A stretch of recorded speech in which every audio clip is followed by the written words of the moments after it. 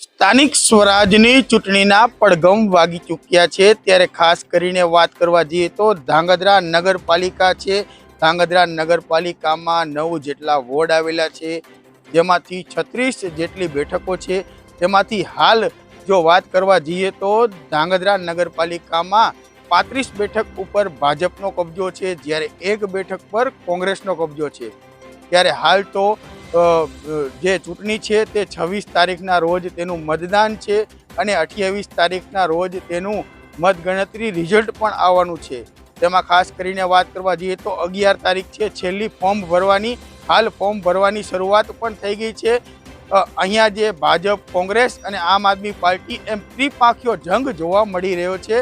જેમાં ખાસ કરીને વાત કરવા જઈએ તો કોંગ્રેસ તરફથી હજી ઉમેદવાર કોઈ જાહેર કરવામાં નથી આવ્યા, જ્યારે ભાજપ તરફથી પણ કોઈ ઉમેદવાર જાહેર કરવામાં નથી આવ્યા અને આમ આદમી પાર્ટી તરફથી અમુક ઉમેદવારો જાહેર થઈ ચૂક્યા છે। ત્યારે જે ભાજપની જે યાદી છે તે આધારભૂત સૂત્ર પાસેથી આપણી પાસે માહિતી મળી રહી છે કે કયા કયા ઉમેદવારો કયા વોર્ડમાંથી ચૂંટણી લડી શકે છે અને જે કોંગ્રેસ છે તે કોંગ્રેસ પણ હજી આધારભૂત સૂત્ર પાસે તેમને માહિતી મળી રહી છે કે હજી સુધી તેમને ઉમેદવારો 36 મળ્યા નથી। ત્યારે હાલ જે પ્રકારની વાત કરવા જઈએ તો આપણે ધાંગધ્રા નગરપાલિકાના ભાજપના જે આધારભૂત સૂત્ર પાસેથી આ યાદી આપણને મળી રહી છે, તે યાદી આપણે હાલ ઝાલાવાડ એક્સપ્રેસ ના પ્લેટફોર્મ પર જાહેર કરી રહ્યા છીએ। આ કોઈ ભાજપની યાદી નથી, પરંતુ આધારભૂત સૂત્રની યાદી છે। તેમાંથી કદાચ 1-2 નામ આગા પાછા થઈ શકે છે, પરંતુ આ જ ભાજપની યાદી જાહેર થાય તેવી શક્યતા સેવાઈ રહી છે। જેમાં ખાસ કરીને વાત કરવા જઈએ તો વોર્ડ નંબર 1માં અમરાભાઈ હાડગડા છે અને રાજુભાઈ પટેલ છે, જ્યારે મહિલાની વાત કરીએ તો અનામત બેઠક પરથી હેમાબેન સિંગલ છે, તેઓનું પણ નામ જાહેર થઈ શકે છે। સાથે જ અશોકસિંહના પરિવારમાંથી પણ એક મહિલાને ટિકિટ ભાજપ આપી શકે છે। જ્યારે 2 નંબર વોર્ડની વાત કરીએ તો ચાલુ પ્રમુખ હતા કુલદીપસિંહ ઝાલા, તેઓને રિપીટ કરી શકે છે અને પ્રવીણભાઈ રબારી છે તેઓને પણ રિપીટ કરી શકે છે। સાથે જ નવાની વાત કરીએ તો એક ધવલભાઈ જે તે માલધારી સમાજમાંથી આવે છે, તેઓના વાઇફને ટિકિટ આપી શકે છે અને બ્રાહ્મણ સમાજના એક મહિલાને પણ ટિકિટ આપી શકે છે। હવે આપણે વોર્ડ નંબર 3ની વાત કરીએ તો વોર્ડ નંબર 3માં જે રમેશભાઈ પ્રજાપતિ છે તેઓને રિપીટ કરી શકે છે અને નવા ચહેરા તરીકે સહદેવસિંહ વકીલ છે, તેઓને પણ ભાજપ ટિકિટ આપી શકે છે। અને વોર્ડ નંબર 3ની જ વાત કરીએ તો પિંકીબેન તળેટિયા છે, જેઓને પણ ભાજપ રિપીટ કરી શકે છે અને અલ્પાબેન ગાંધી છે, તેઓને પણ ભાજપ 3 નંબર વોર્ડમાંથી રિપીટ કરી શકે છે। અને હવે 4 નંબર વોર્ડની વાત કરીએ તો 4 નંબર વોર્ડમાં અનુસૂચિત જાતિ બેઠક તરફથી જે ટપુભાઈ પરમાર છે, તેઓના દીકરાને ભાજપ ટિકિટ આપી શકે છે અને ઈશ્વરભાઈ પ્રજાપતિને પણ રિપીટ કરી શકે છે। અને સાથે જ હુસેનભાઈ જેસડિયા છે, તેઓના વાઇફ છે, તેઓને પણ રિપીટ કરી શકે છે અને હિંમતભાઈ લકુમના વાઇફ છે, તેઓને નવા ચહેરા તરીકે મૂકી શકે છે।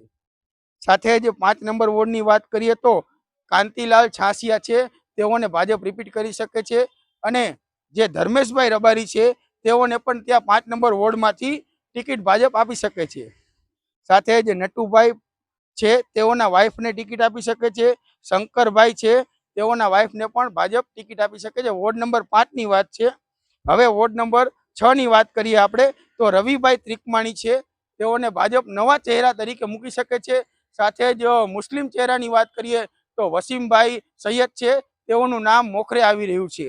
સાથે જ ગાયત્રીબા રાણા છે, તેઓ પણ એક પીઠ નેતા છે, તેઓને પણ ભાજપ રિપીટ કરી શકે છે વોર્ડ નંબર 6માં। સાથે જ દક્ષાબેન મકવાણા છે, તેઓને પણ ભાજપ રિપીટ કરી શકે છે, તેઓ પણ અત્યારે હાલ ચાલુ સુધરાઈ સભ્ય છે વોર્ડ નંબર 6માં। હવે વાત કરવા જઈએ તો વોર્ડ નંબર 7ની તો વોર્ડ નંબર 7માં પરીક્ષિતસિંહ ઝાલા છે, તેઓને ભાજપ રિપીટ કરી શકે છે। સાથે જ અનુસૂચિત જાતિ બેઠક પરથી બળદેવ સાગઠિયા છે, તેઓ ત્યાં વોર્ડ નંબર 7માં તેઓને ભાજપ ટિકિટ આપી શકે છે। સાથે જ ઉદયભાઈ ભટ્ટ છે, તેઓના વાઇફને ટિકિટ આપીએ અને જે દલવાડી સમાજમાંથી પણ એક મહિલા ત્યાં ઉમેદવાર તરીકે આવી શકે છે। સાથે જ હવે વોર્ડ નંબર 8ની વાત કરીએ તો વોર્ડ નંબર 8માં જે ઇન્દ્રકુમાર ઝાલા છે, તેઓના દીકરાને ભાજપ ટિકિટ આપી શકે છે। સાથે જ પૂજાબેન જાદવ અને દલવાડી એક પુરુષ અને દલવાડી એક મહિલા ત્યાં ચૂંટણી લડી શકે છે। સાથે જ 9 નંબર વોર્ડની વાત કરીએ તો 9 નંબર વોર્ડમાં ગોવિંદભાઈ ગમારા છે અને ગોપાલભાઈ કાંજિયા અને પ્રહલાદસિંહ પઢિયારના વાઇફ અને દામિનીબેન ગોવાણીને ભાજપ ટિકિટ આપી શકે છે. આ એક આધારભૂત સૂત્ર તરફથી એક ભાજપની યાદી છે. કોઈએ ભાજપની યાદી જાહેર ન સમજવી, સાથે જ આ આધારભૂત સૂત્ર પાસેથી માહિતી મેળવી અને આ યાદી જાહેર કરી રહ્યા છીએ. સાથે જ આ યાદીમાં કદાચ 1-2 નામ આગા પાછા થઈ શકે, બાકી આ યાદી કન્ફર્મ છે.